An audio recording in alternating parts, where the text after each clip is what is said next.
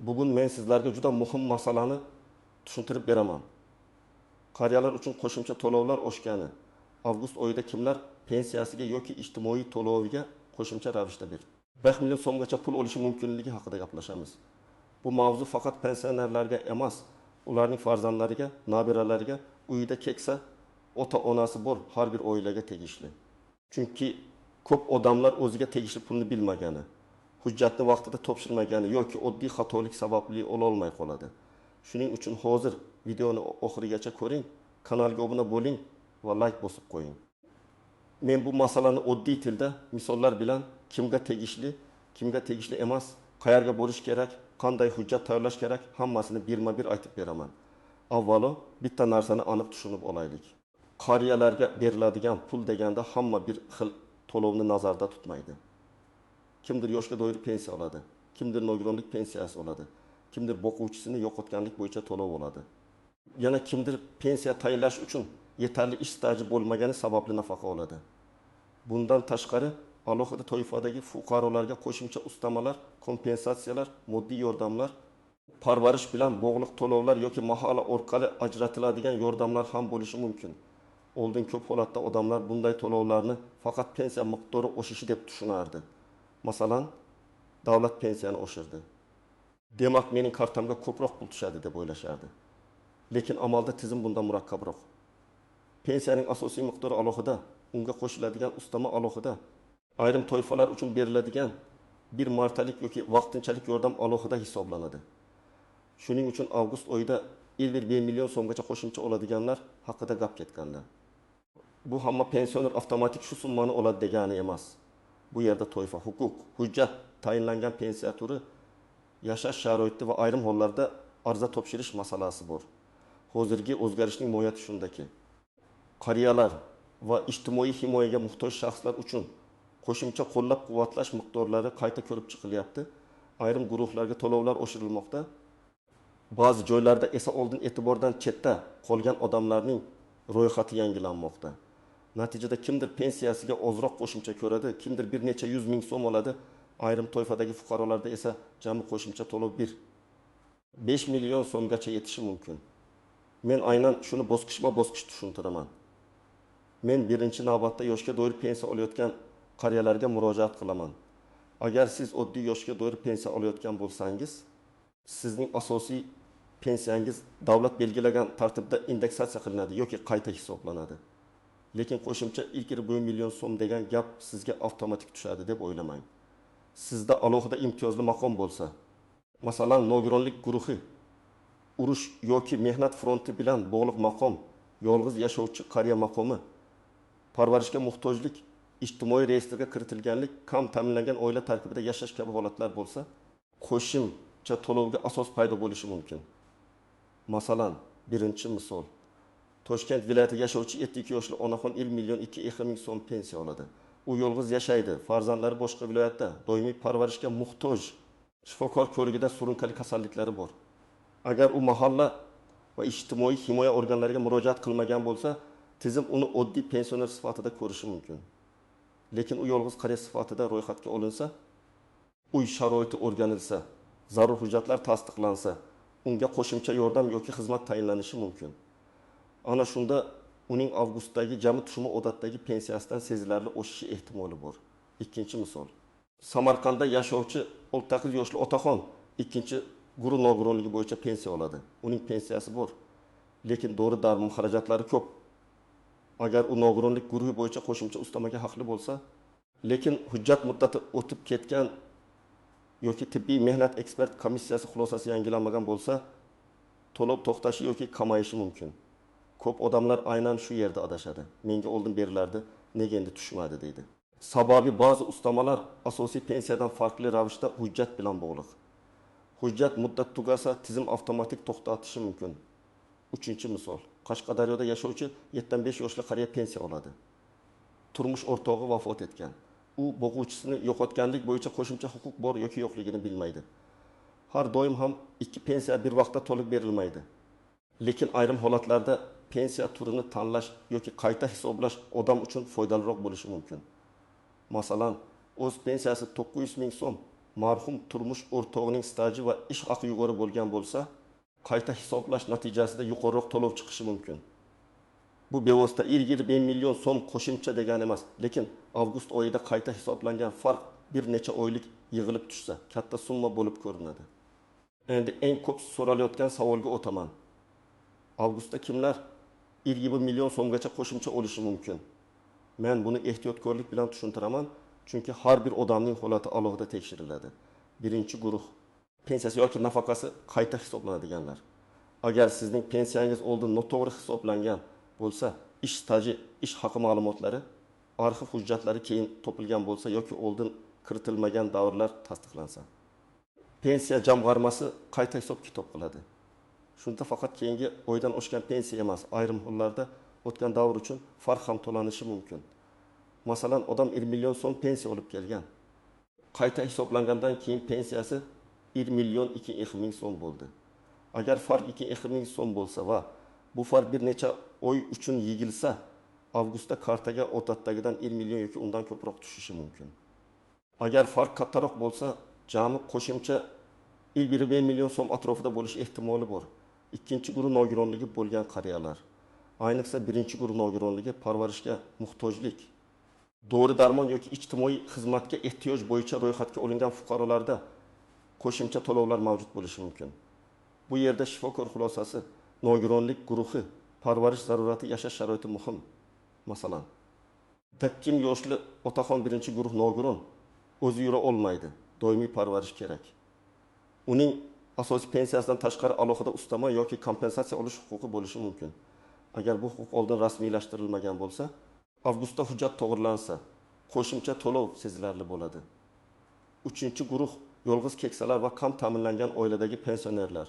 Yolg'iz qariya deganda shunchaki uyda bir o'zi o'tirgan odam tushunilmaydi. Buning uchun mahalla ijtimoiy himoya xodimlari va tegishli organlar yashash sharoitini o'rganadi.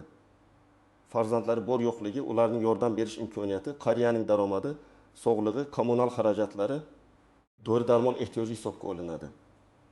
Agar qariya haqiqatan ham yordamga muhtoj deb topilsa, unga moddiy yordam, ijtimoiy xizmat yoki boshqa qo'llab-quvvatlash choralari berilishi mumkin. Ba'zi oilalarda avgust oyidagi qo'shimcha tushum aynan shu yordamlar hisobidan oshadi. 4-guruh hujjatlari kechikib tasdiqlanganlar. Bu juda keng tarqalgan holat. Masalan, odam pensiya yoshiga yetgan, lekin arxivdan ish staj hujjati kech kelgan. Yoki ayol farzand parvarishi davrini stajga qo'shtirishni unutgan, yoki erkak sobiq korxonasida ishlagan yillar bo'yicha ma'lumotnomani topmagan. Keyin hujjat topildi, topshirildi, tasdiqlandi. Shunda pensiya miqdori qayta ko'rib chiqiladi. Agar avgustda shu hisob kitob yakunlansa, odam odatdagidan ko'proq pul oladi.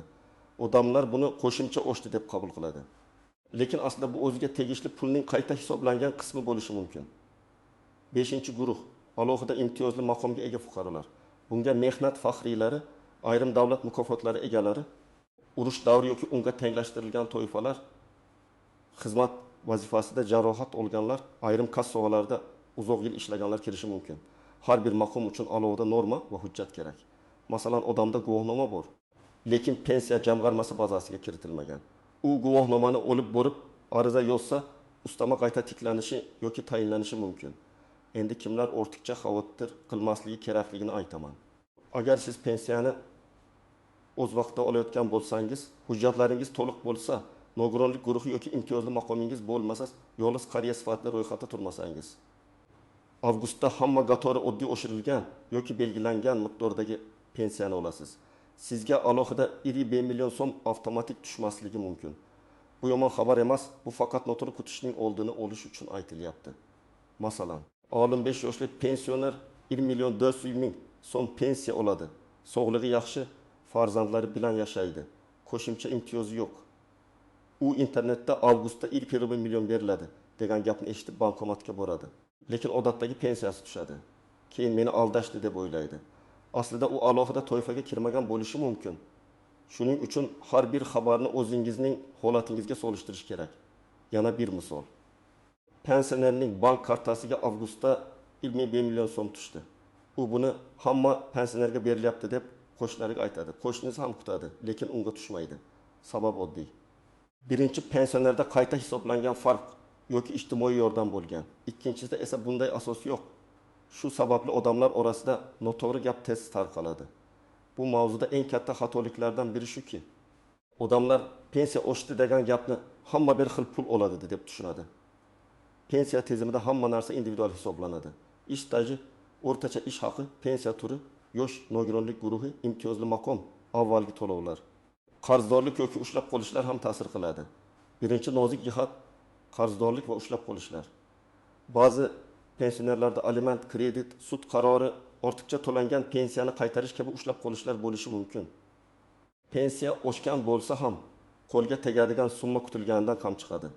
Masalan, odamga 300 ming so'm qo'shimcha hisoblandi, lekin 570 ming so'm ushlab qolindi. U faqat 570 ming so'm farqni ko'radi. Shuning uchun bankdan tushgan SMSga qarab xulosa qilish yetarli emas. Pensiya jamg'armasidan hisob-kitob varag'ini aniqlashtirish kerak. Ikkinchi nozik jihat karta va naqd to'lovdagi kechikish. Ba'zan pul tayinlangan bo'ladi, lekin bank kartasi muddati tugagan, karta bloklangan, hisob raqam o'zgargan yoki to'lov kuni dam olish kuniga to'g'ri kelgan bo'lishi mumkin. Bunday vaziyatda odam menga berilmadi deb o'ylaydi. Avval kartangiz ishlayaptimi? Bank hisobingiz faolmi? SMS xabarnoma to'g'ri raqamga ulanganmi? Shuni tekshirish kerak. Uchinchi nozik jihat propiska va yashash joyi. Qariya bir joyda ro'yxatda, boshqa joyda yashayotgan bo'lishi mumkin. Mahalla uni real yashash joyida ko'radi, lekin rasmiy hujjatlar boshqa tumanda turadi. Ijtimoiy yordam tayinlashda bu muammo tug'diradi. Masalan, pensioner Toshkentda farzandining uyida yashaydi, lekin ro'yxati Surxondaryoda. U yordam so'raganda bir idora boshqa tumanga yuboradi.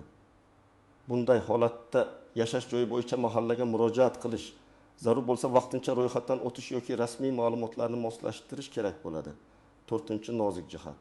Farzandlari bor qariyalar. Ko'pchilik mening farzandim bor, demak menga yordam berilmaydi deb o'ylaydi. Har doim ham bunday emas. Farzandning borligi alohida baholanadi, lekin uning yordam bera olishi ham muhim. Agar farzand o'zi ishsiz, nogiron, uzoqda, kam ta'minlangan yoki qariyaga real yordam bera olmaydigan bo'lsa, qariyaning holati alohida ko'rilishi mumkin. Lekin buni og'zaki aytish yetmaydi. Mahalla o'rganishi, hujjatlar va dalillar bo'lishi kerak. 5-chi nozik jihat ariza yozilmasa, ayrim to'lovlar yurmaydi. Pensiyaning asosiy qismi ko'pincha avtomatik tizim orqali hisoblanadi. Lekin qo'shimcha imtiyozlar, qayta hisoblash, yordam, parvarish bilan bog'liq to'lovlar uchun ariza kerak bo'lishi mumkin. Odam davlat o'zi biladi deb kutib o'tiradi. Lekin arxivdagi stajingizni, eski korxonadagi ish haqi ma'lumotingizni yoki nogironlik hujjatingizdagi o'zgarishni tizim har doim o'zi topib qo'ymaydi. Siz murojaat qilmasangiz pulingiz kechikadi. Endi nima qilish kerakligini aniq aytaman. Birinchi qadam. Pensiya yoki nafaqa olayotgan odam o'zining qaysi toifaga kirishini aniqlasin. Yoshga doir pensiyami, nogironlik pensiyasimi, bo'g'uvchilik o'tganlikmi, ijtimoiy nafaqami, imtiyozli maqom bormi? Yolg'iz qariya sifatida ro'yxatda turadimi? Shularni yozib chiqing. Buni farzandlar ham ota-onasi uchun qilib bersa bo'ladi. Ikkinchi qadam oxirgi to'lovlar bo'yicha ma'lumot oling. Bank kartangizga qancha tushganini bilish kifoya emas. Pensiya jamg'armasining tuman bo'limiga, davlat xizmatlari markaziga yoki tegishli elektron xizmatlar orqali murojaat qilib, pensiya miqdori nimadan iboratligini so'rang. Asosiy pensiya qancha, ustama qancha, ushlab qolish bormi? Qayta hisoblangan farq bormi? Hammasini alohida so'rash kerak. Men maslahat beradigan savol shunday. Mening pensiyam tarkibi bo'yicha yozma yoki elektron ma'lumot bersangiz, qaysi ustamalar tayinlanganini bilmoqchiman. 3-qadam. Hujjatlarni tekshiring. Pasport yoki ID karta, pensiya guvohnomasi, mehnat daftarchasi, arxiv ma'lumotnomalari, nogironlik bo'yicha xulosa, tibbiy ma'lumotnomalar, davlat mukofoti yoki imtiyozli maqom guvohnomasi. Turmush o'rtog'ining vafot etganligi haqidagi guvohnoma, nikoh guvohnomasi, farzandlar haqida ma'lumot, yashash joyi bo'yicha ma'lumot, bank rekvizitlari tayyor bo'lsin. Agar eski ish joyingiz yopilib ketgan bo'lsa, arxivdan ma'lumot olish kerak. Aynan shu hujjatlar pensiyani oshirib berishi mumkin. 4-qadam ariza yozing. Arizada talab aniq bo'lishi kerak. Masalan, pensiyamni qayta hisoblab berishingizni so'rayman. Chunki qo'shimcha ish stajimni tasdiqlovchi hujjat taqdim etyapman. Yoki nogironlik guruhim bo'yicha menga tegishli ustamalarni tekshirib berishingizni so'rayman. Yoki yolg'iz yashovchi qariya sifatida ijtimoiy yordamga muhtojligimni o'rganib berishingizni so'rayman. Ariza og'zaki emas, yozma yoki elektron tarzda ro'yxatdan o'tgan bo'lishi kerak. Arizaga raqam berilganini saqlab qo'ying. 5-qadam mahalla bilan ishlang. Agar masala ijtimoiy yordam, yolg'iz qariya, kam ta'minlanganlik, parvarish, uy sharoitini o'rganish bilan bog'liq bo'lsa, mahallaga murojaat qilinadi. Mahalla raisi, hokim yordamchisi, xotin-qizlar faoli yoki ijtimoiy xodim sizning holatingizni o'rganishi mumkin. Bu yerda odamlar ko'pincha tortinadi. Men ekspert sifatida aytaman, o'zingizga tegishli yordamni so'rash uyat emas. Ayniqsa dori-darmon, oziq-ovqat, kommunal to'lovlar, parvarish masalasida qiynalayotgan bo'lsangiz, buni yashirmang. 6-qadam. Javob muddatini kuzating. Ariza topshirdingizmi? Endi kutib yuravermang. Qachon ko'rib chiqiladi? Kim mas'ul? Qaysi hujjat yetishmayapti? Yozib oling. Agar rad javobi berilsa, og'zaki rad bilan cheklanmasin. Yozma javob so'rang, chunki yozma javobda sabab ko'rsatiladi. Sababni bilsangiz, xatoni to'g'rilaysiz.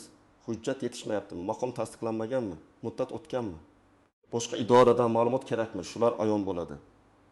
7-qadam, firibgarlardan ehtiyot bo'ling.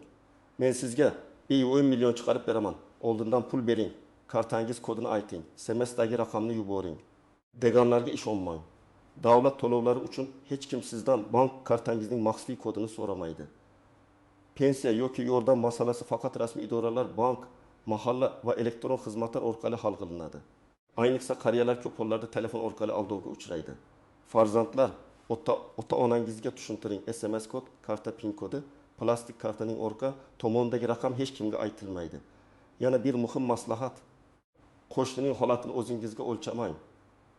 Qo'shningiz 20 million oldi, siz olmadingiz. Bu adolatsizlik degan bo'lmasligi mumkin.